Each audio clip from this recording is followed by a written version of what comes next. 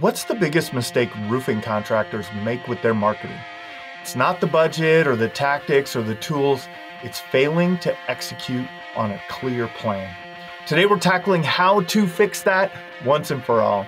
In today's episode, we're diving deep into what it really takes to create a winning marketing strategy for your roofing business, from setting realistic revenue goals to mastering omnipresence. We're uncovering the secrets to scaling effectively in 2025 and beyond. What I've learned from working with hundreds of contractors is that success isn't about chasing shiny objects or finding a magic lead source. It's about building a solid foundation, executing with consistency.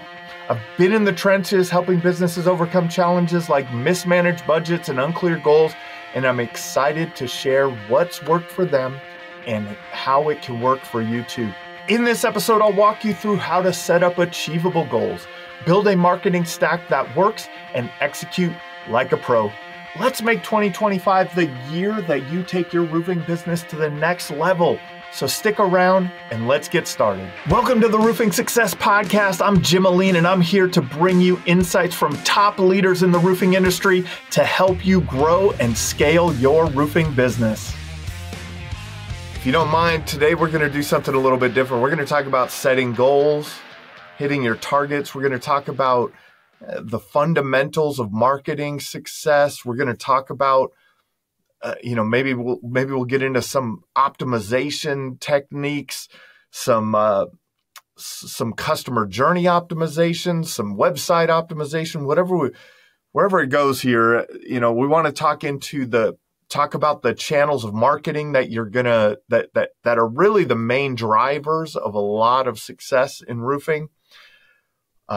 Some latest trends to focus on, and hopefully help you develop an action plan, because it's really in the execution of your business where success comes from. It doesn't matter how much you learn, how much you listen to the podcast.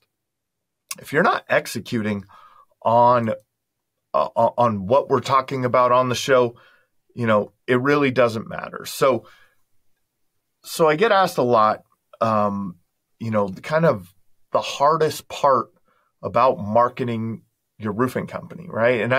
And take some time to think about that. If you're a sales rep, think about, marketing yourself as an individual. Or from your company standpoint, what's the biggest challenge that they're facing? And what I hear a lot is that there's so many options, right? If you want to market your roofing business, there are so many options out there. Are we doing digital? What's the best lead source? I get that all the time. What's the best lead source? What's the best? Man, there is no magic pill, right? There is no magic pill in this. There's no magic pill in marketing. There's no magic pill in your business. It's a lot of good testing and optimization. And, we talked about that in a previous episode and went through some KPIs that you can measure, and, the concept of omnipresence. And really that's where it lies, right? The choices that you have all of your digital assets that you can work on. You have your SEO, you have your Google ads, you have your website, you have your Google business profile, you have your social media, you have paid social media, you have organic social media, you have Google local services ads. You could be buying leads from all of the big lead aggregators, Home Advisor, and Porch and Networks and all these places. I've seen some people having some success with Nextdoor ads now, right? So there's all these choices out there, and we're gonna dive in and kind of talk about this. And on a previous episode, I mentioned it. I really like to attribute this to the marketing stack, right? You want to be building your marketing stack, not just executing on one marketing tactic. So the marketing strategy is to build a marketing stack. The tactics that you use to do that will vary based on, the type of business that you're in. If you're a storm versus retail, commercial versus residential, right? There's going to be different things, but But this is the problems that I always see people facing is that another problem that I always see people facing is that there's such a major investment in marketing, or they feel like they're making a major investment in marketing. A contractor who I would say I've become friends with down in the DFW. I remember one time I had him on a coaching call in the Roofing and Solar Reform Alliance, and we were talking about budgets, and they were like, "Man, I can't believe that I spent that much this year." And I was like, "Well, what'd you spend?" And they're like, I can't remember, $150,000, $175,000. Boy, that's a big chunk of cash, right? But on the other side of that, they did over $5 million in revenue. So really, they were investing like 3% of their budget into their marketing efforts. Now, that might work in a storm restoration market, right? Like, we have to learn what works for us. We have to learn kind of the best practices. You'll hear a lot of people in the industry talk about the 5% rule, 5% of your gross revenue goal as being that sweet spot. Well, man, if you're in a competitive retail market and you're spending 5%, you might be having some challenges, right? If you are a 100% door-to-door sales organization, you don't need to be, 5% might be too much for you, right? So that's why industry averages and standards are kind of unique, but we'll get into that a little bit more. We'll talk about budgeting today a little bit more. I know a lot of you have done marketing and there hasn't been much to show for it, right? There hasn't been that return that you expected. You talk to someone or you talk to a marketing agency, because we're the worst, right? I don't own one anymore, so I could say that. But you see these examples of success, and you see that, man, someone did Facebook ads and they got, $19 leads and they crushed it. Well, yeah, but what'd they close, right? Like, what did they close? What's the net? What did they gross off of that? You see, oh man, this company's crushing it with SEO. They're everywhere. Yeah, that's great, right? Or you see maybe another company that's crushing it with TV ads or billboards or Nextdoor. And we get chasing these shiny objects, but when we try it, it doesn't work. Like, what happened there? How come it didn't work for me, but it worked for that person? Was it the person I hired to do it? Was it the execution of it? Did we answer our phone properly? Right? I've told this story multiple times, and Chuck Tokey's told it on the podcast too. But when he was the vice president of sales at Able Roof Mr. Roof, he talked about the process that they had in answering the phone when it was a home advisor lead, and how long they would try to keep that person on the call, right? That's where the efficiency comes in your customer journey, right? Not all of your marketing, sometimes it's not the channel, it's not the mix, it's that you have to have the execution through the sales process, through the appointment set, through the sales process. If you have a team of door knockers, you have a team of door-to-door salespeople, and you start sending them Facebook leads, and now they're in a neighborhood knocking a storm, and I live in the Twin Cities area. Maybe they're up in Plymouth knocking a storm in the northwest suburbs, and you get a Facebook lead down in Eagan in the southeast suburbs, and they have to drive 50 minutes to go and run that lead. Or they could knock on the next door. What do you think they're going to do, right? So there's a lot of complexity in the outcomes of our marketing efforts, right? And so it's always a continuous iteration. It's examining what our expectations were, then examining what happened, and then making adjustments. But it's a challenge. So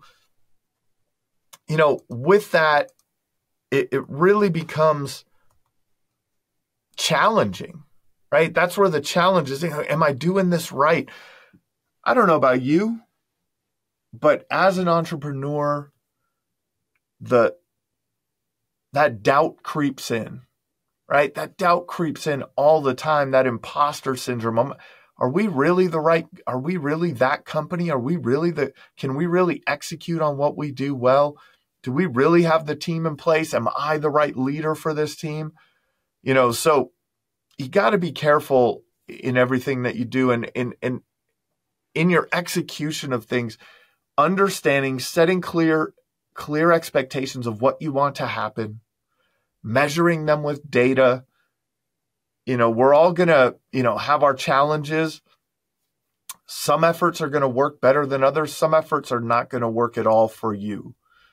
But if you don't have a clear plan and you don't have a clear way to measure that plan, you're going to fail. So we really want to have a clear plan with goals, targets, KPIs to measure with. We really want to be able to generate enough leads through the channels that you're marketing in to hit your revenue goals. Like I said, some channels may have a higher level of success than others. So we really want to set clear goals, because clear goals are the wind in your sails, right? If you're out on an ocean, or if you're out on a lake, a big lake, you're on your sailboat, if you have no wind, you will end up somewhere, right? You will hit land somewhere, right? The ocean will take you, the current will take you, and you will end up somewhere, but it may not be where you want to be.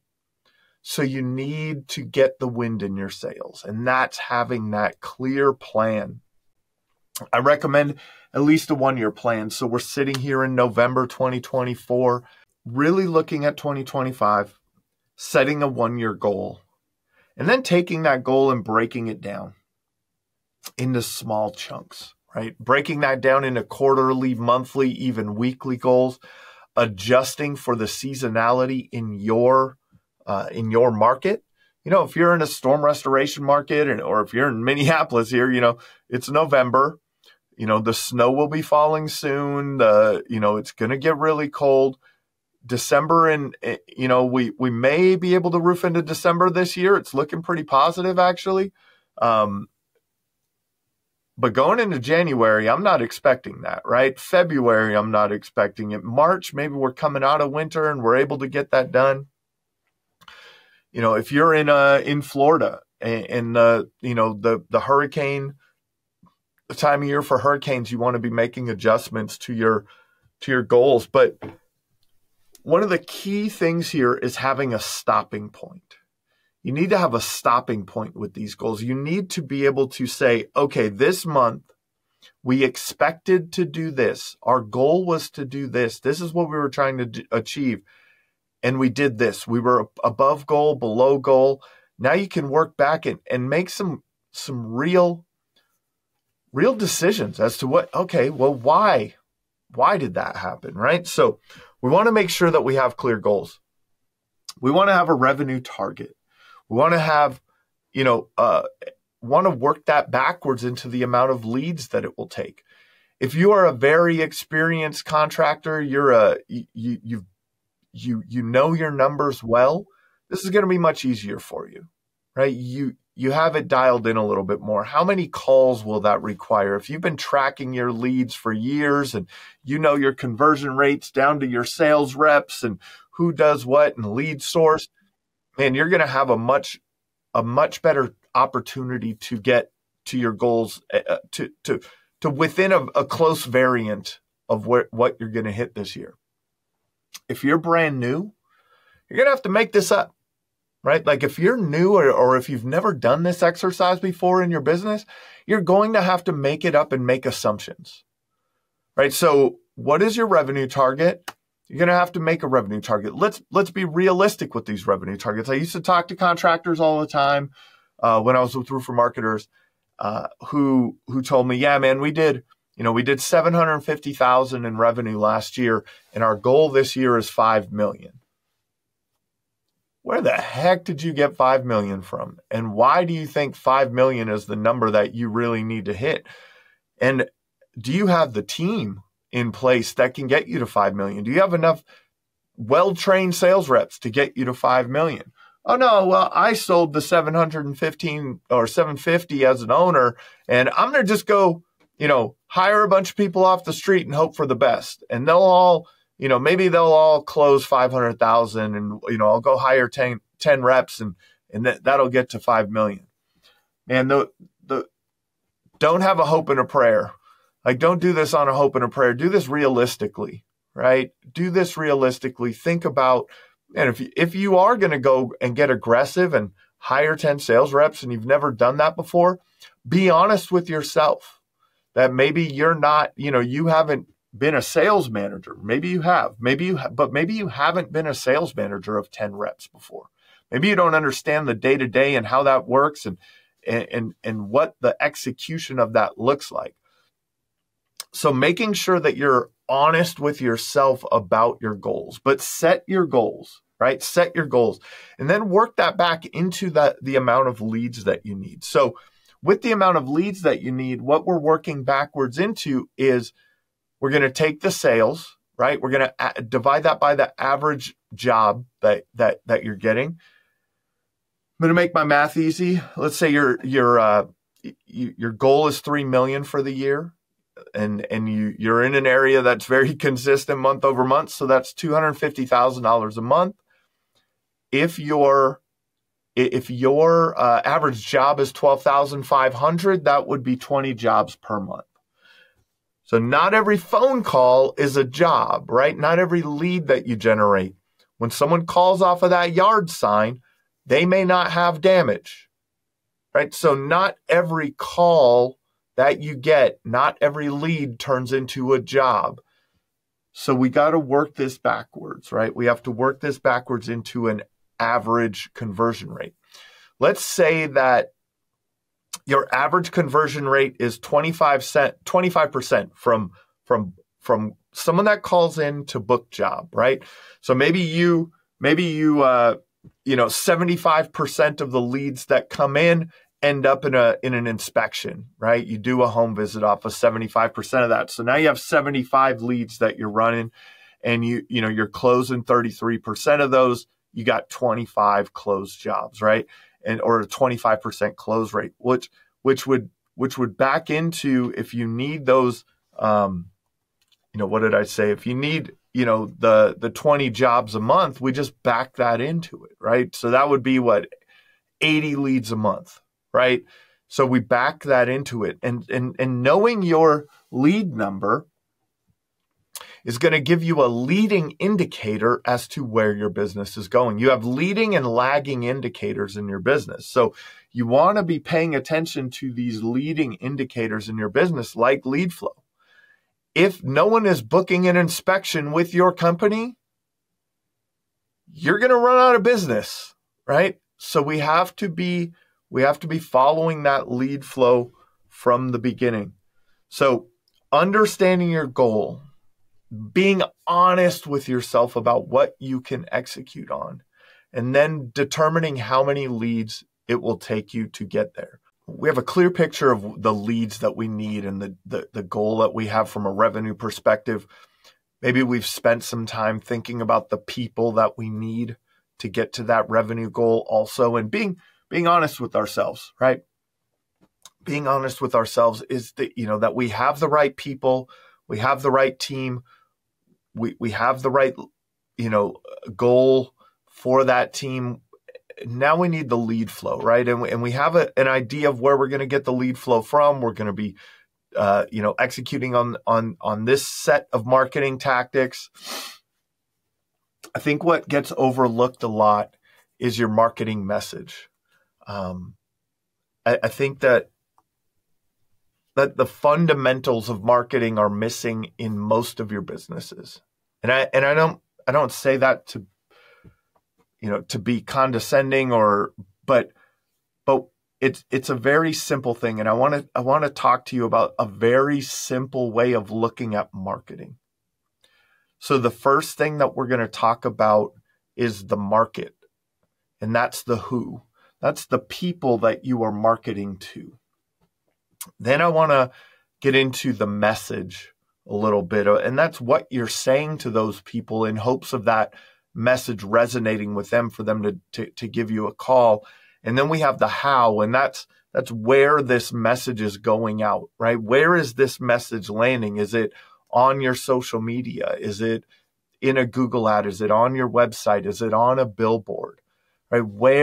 How are you getting this message into your perfect customer? And so really first we have to understand our perfect customer, right? Like who really buys from us, because not everyone is your perfect customer, right? And so we have to think about that. In marketing, we call this a customer avatar or a buyer persona. There's ways to look at it in terms of, we're really determining who is this person, right? Who are we marketing to? And I would really encourage you to choose a person, like choose someone that is that person in your business, right? That you have sold a roof to. Man, if I had a whole bunch of these customers, this would be this is my ideal customer. And what you're going to want to back out of that are demographics, pains and frustrations of that customer, the fears and implications that they have of those fears, and their goals and desires. So we're gonna take some time and think about that person in your mind and say, how old are they? Right? Are they male, female? Of course they're a homeowner. That's an easy demographic, right? Are they married? Do they have kids? We want to get into this understanding of this person. That what's their annual income? What are some other things about them? Are they handy or not handy? Where do they live? Do they live in the, in a more urban area? Do they live in the suburbs, small towns, right? Where do they live? What do they like to do? Do they enjoy gardening, crafts? Do they, are their kids in Little League and soccer? And, are they easily frustrated, right? Like, are they family oriented? These are some demographics that we can think about. Then we want to think about their pains and frustrations, right? One easy pain and frustration is that their roof is leaking, right? They look up on their ceiling, they see a water stain, and something's going on here. Another pain or frustration may be, that there's shingles in their yard, right? Man, what's going on here, right? Another type of pain or frustration may be that they can't get a roofing company on the phone or to return their calls. I was looking for gutters at our lake home this summer, and I started calling local gutter companies. This is a small town area in northern Minnesota, and so there's not a lot of contractors, and probably plenty of work for them. So, I'll give them a little bit of grace, but I left a message with this gutter company, and 28 days later, they called me back. You may not get that in the big city and in major markets, but that's a huge pain and frustration. And we've dealt with that, around other services that we've tried to have up there, HVAC people and, snow plowing and all kinds of stuff. And so customers face this frustration. They're not getting the phone call back. So it's an easy pain point to solve, but understanding that they are facing this frustration, right? They need to get their issue resolved. They really need to. They're too busy to deal with it. I don't know about you, but I get so busy in my day to day that I miss things. I'm like, man, oh shoot, I got to go back and do that. I got to go back and do that. Man, we need to get this done. The other thing that big pain that they're having a lot of times is that they're worried about the damage that it could cause in their property, right? The further damage that it can cause. So that's a big pain. Now that we've talked about their pain a little bit, they also have fears. And those fears and the implications of those fears, right? They have a fear of being ripped off or overcharged. They have a fear of paying too much for what they could have gotten of the same value. They have a fear of having their home damaged by faulty workmanship. They have a fear of being inconvenienced. They have a fear that, that it may cause a disaster in the house. They have a fear that the bill will be more than they can afford. And so in really understanding, these are the fears of our customers. If you're a sales rep, you know this, right? This is what you're hitting on. These are the problems that you're pushing on in your sales presentations, right? This is the stuff you're really digging into, getting them to feel that pain and understand that you're the provider, you're the solution to that pain or that fear. Then they have goals and desires, right? They have a goal to get their roof fixed, but they also, want to get the issue behind them. They want to have a well-kept home. They want to take care of their family. They want to spend more time with their family. They want to travel. They also want the respect and approval of their friends and family. They don't want to make a wrong decision. In the purchase decision-making process, there's really kind of, I've heard it framed in this way that there's three core objections, right? Three core objections. One of them is price, right? One of them is partner. They push it off on and defer the commitment to their wife or husband. But really, it comes down to not wanting to make a wrong decision. That's why they're stalling on that decision, and that's that respect and approval of friends and family. I'm telling you, it's something that people truly interpret on a subconscious level. If they make the wrong decision and their cousin's like, yeah, I told you to go with my contractor, their uncle's like, why didn't you call me? You knew that you knew I did decks. I could have done your roof, right? People want the respect of their friends, family. They want peace of mind. So really, that's what your customer is made up of. So really, really, really thinking of and identifying that customer. And now in understanding this, there's no quote that I love, and it's, if you can see through Joe Jones' eyes, then you can sell what Joe Jones buys. Right? If you understand your customer and the pains that they're feeling, the fears that they have, their goals and desires, and you have a solution to that, it's an easy thing to sell if you express it to them well, right? So now we really understand the who. Now we need to talk about our messaging. So really, in understanding those fears, in understanding their pain points, in understanding their goals, in understanding who they are as a demographic, we have to have a message to them, right? We have to define why someone would choose to do business with you versus the competition. We have to understand the benefits that you offer that your target customer will resonate, right? We're selling the vacation. We're not selling the features, right? We're selling the benefit.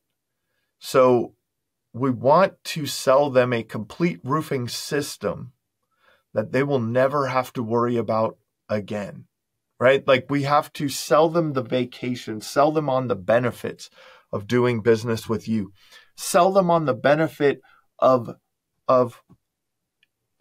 if there is a problem in the future, you don't have to worry about it because we will take care of it, right?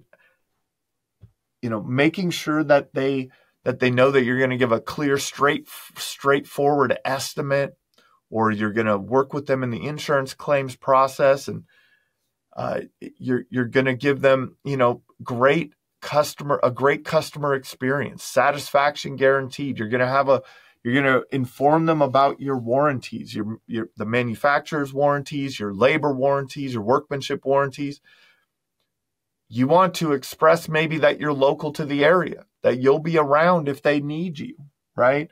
that there's affordable financing options if they need it. One of those big pain points is, can I afford it, right? They have a fear of being able to afford this, right? I think I used 12,500 as an example, earlier in the conversation, and 12,500 is a very low number these days. It does not take much to get to, a $25,000, $30,000 roof these days. And so, understanding that there's financing available, under giving them the opportunity, right? They don't want to be inconvenienced. So expressing that you'll be there the same day or the next day and have an estimate in hand or have the solution presented to them. Giving money, offering money saving offers, right? There's no one that doesn't like to save money, right? Expressing the way that you leave the job site squeaky clean, and that, there won't be any nails that their kids are going to step on when playing in the backyard. They're not going to get a flat tire driving into the driveway or driving into their garage. Expressing your experienced and proven track record. Expressing the values that you hold as a contractor, right? A lot of contractors in the Roofing and Solar Reform Alliance are now, expressing how they've made this pledge to be one of the best and most, credible and incredible contractors in their area with great integrity, right? There's that you're abiding by certain standards, that you have great service, and you're guaranteeing that service, that you will take care of anything that comes up. And so now that you have that message, you know who you're talking to, and you know what resonates with them. And maybe you don't know what resonates with them, right? Maybe if you're in an earlier stage of your business, you haven't done a lot of marketing, you haven't used a lot of marketing messaging. This is where those Facebook ads, work or don't work a lot of times. And this is where marketing works and doesn't work at times. It's not magic. It's a continuous iteration. So once you have one message, you put it out to your market, right? You put that message in front of your market, in front of the who, and you see how they react to it. And then you put another message out there and you see how people react to that. And which one was better? Which message did we get that was better? This is what companies do over time, all over and over again. We call it split testing. But really getting that messaging in front of people. And so then we need to know the media, right? We need to know how we're getting this, how we're going to get this message in front of people. How are we going to deliver that message of our quality, and how we can solve the pains and how we can alleviate the fears of our customer. So in that, the how are all of those marketing channels, right? It's your website, it's your SEO, it's your Facebook, organic social media, it's your TikTok, it's your, all of the ways, direct mail, your trucks driving through their neighborhood, your yard signs, billboards, TV, radio. All of those are just vehicles to deliver the message, right? So I want you to understand that it's not, I'm going to do TV and it's going to solve my problem. It's television, and I'm making this up, right? Television on this specific show at this specific time of the day is when my demographic, this is how traditional advertising has been for years, this is when my demographic, my who, is in front of the television. And so this is where I get to deliver my message. That's all it is, right? That's all it is. In the digital world, it's gotten so much more, it's so much easier to deliver that message, right? If you're doing Google ads, you know that someone is typing in best roofing contractor, city, state, and you could put your message in front of that person at that exact moment when they're shopping. So digital really provides that direct, that very direct ability. More, television, radio, billboards.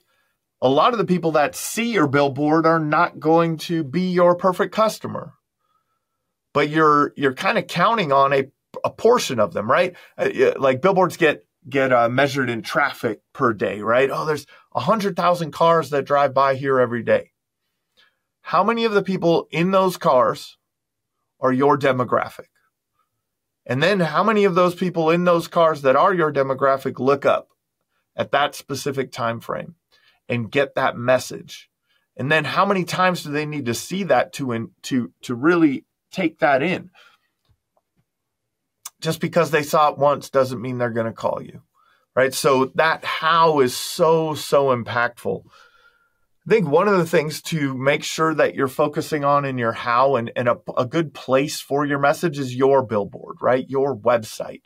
That's where people are going to go to look and make a decision if they want to work with you. So that's a great place to have your messaging.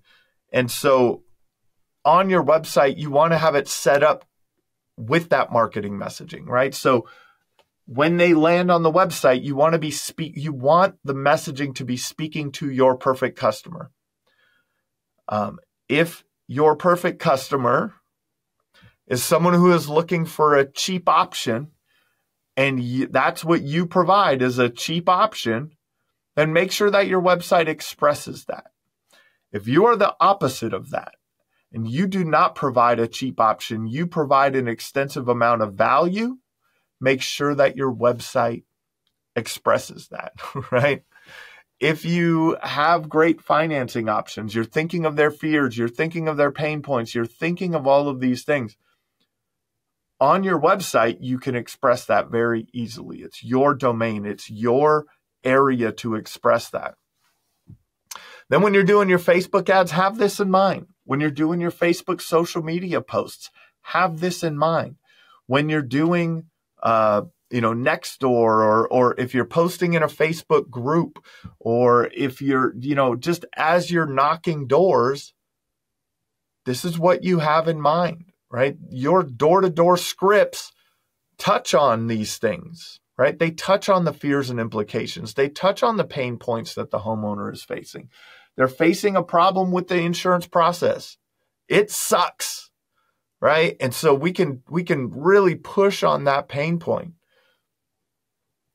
So now, we understand how we're getting that message in front of people. Now we need to convert that lead. There's a big difference. This is where a lot of companies, I hear it all the time, and it's, unfortunately, it's smaller companies that I hear this from a lot. The leads sucked. Unfortunately, a lot of times it was you that sucked. And we have to really understand this. And I don't want to, speak poorly of people or in early stages of business people who have not learned how to implement a good process, or maybe don't have good people on their team that can execute on these good processes. But man, it's a big challenge. Like I told you, that gutter company that didn't call me back for 28 days. There was a contractor before I left Roofer Marketers who was frustrated with their lead flow. And we had a conversation about it, and we looked through their leads, and they said something that stood out to me. When we call them back, they don't answer. When we call them back, they don't answer. Why are you calling them back? Why aren't you at their house? Right? So the biggest challenge facing roofing companies to me is those unconverted leads. Getting those leads set into appointments. And the first thing that you need to be doing is answering your phone. On that initial phone call, you need to be booking an appointment. booking that home visit, booking that inspection, it needs to be on a calendar. The customer needs to feel as if they have that they're on the way to having that problem being solved. So this is where the rubber meets the road, right? I believe that in marketing, you have your marketing coming in, but it's like a relay race with your sales team, right? That there's a handoff of that baton. There's a handoff of that baton, and that baton cannot be dropped. If an appointment is not set on that initial phone call, the baton is dropped. If you say, John will call you back when he has time to tell you when he has time to come to your house and do an inspection, you've already lost. And you wonder why they didn't answer when you called them back. They didn't answer because they called someone else and someone else put them on their calendar. That's the problem, right? So, and I've seen this so many times with so many contractors. I mean, we work with hundreds of contractors, hundreds of roofing contractors specifically. We listened to every phone call that came through their business. And it drove me crazy of how poorly they set an appointment, how poorly they made, how they treated that lead. Increasing your conversion rate on that appointment set can lead to outrageous amounts of additional revenue in your business. So let's talk about this a little bit. Some statistics on this are leads that go cold, leads that are not followed up within 5 minutes go cold. When I say that, I mean 80% you will have an 80% less chance of ever getting a hold of that person if you're not on the phone with them in 5 minutes. So on that initial phone call, on that initial lead coming in, if they submit a form on your website, if they submit a free roofle quote, a free estimate, if they send you a message on Facebook, whatever it is, if they are not responded to in 5 minutes or less, you have an 80% chance of never getting a hold of that person. Never. Because they have moved on in the process. If they come in, I've seen it through the years, 70+% of lead flow in roofing comes from inbound phone calls. People make a phone call. Even if they click on a Google ad and hit your website, hit your landing page, most of them don't fill out the form. Most of them will call the phone number that's on that page. And so calling that phone number is extremely important, or answering that phone call is extremely important. But if they submit a form, if they send you a message, the average customer must be followed up with, in that case, 5 to 7 times before they will book with you, right? So you have to be constantly following up with them. Text message is very important. So automating this process is very easy with some software that, we have Contractor Boost AI is what we used. And if you're a client of Roofer Marketers and of Job Nimbus Marketing, you can, that's a solution for you. There are other options out there, but what you want is an automated response to these forms so that you can increase the conversion rate on every lead. It will make every lead you generate more valuable. And that's what we really, really want to know. We want to squeeze the juice. And that's where the success comes from. You may have heard this before, but it's the company who can pay the most for a customer will win. The company that can pay the most for a customer will win. And when I say that, it's not that they will, it gives them comfort that they can spend the most on marketing because they know how to convert that into a sale.